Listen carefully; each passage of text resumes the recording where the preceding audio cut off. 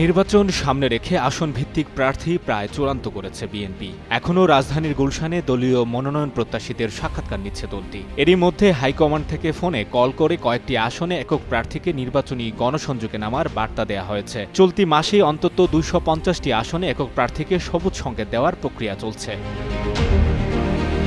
সম্প্রতি এক সাক্ষাৎকারে বিএনপির মহাসচিব মির্জা ফখরুল ইসলাম আলমগীর প্রশ্নের জবাবে বলেন, চমক বলতে ইয়াং জেনারেশন এবার আগের চেয়ে আরেকটু বেশি অগ্রাধিকার পাবে, কারণ তারা অনেক বেশি অ্যাক্টিভ, নারীরাও যথেষ্ট অগ্রাধিকার পাবে।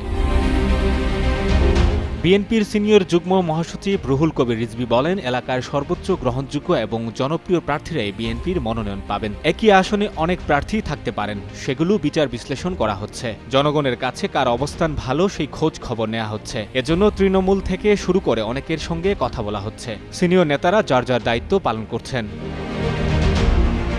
সূত্র জানিয়েছে, ডক্টর খন্দকার মোশাররফ হোসেন কুমিল্লা ১ আসন থেকে, ঠাকুরগাঁও ১ আসন থেকে মির্জা ফখরুল ইসলাম আলমগীর, ঢাকা ৮ আসন থেকে মির্জা আব্বাস, ঢাকা ৩ আসন থেকে গয়েশ্বর চন্দ্র রায়, লক্ষ্মীপুর ৩ আসন থেকে এনি, নেত্রকোনা ৪ আসন থেকে লুৎফুর রহমান বাবর সহ অন্তত ৬০টি আসন নিয়ে নির্ভার বিএনপি। মূলত এর বাইরে অন্য আসনগুলো একক প্রার্থী চূড়ান্ত করছে দলটি। বগুড়ার ৭টি আসনের মধ্যে ৫টির সম্ভাব্য প্রার্থীদের সঙ্গে ভারপ্রাপ্ত চেয়ারম্যান তারেক রহমান কথা বলে তাদের সবুজ সংকেত দিয়েছেন।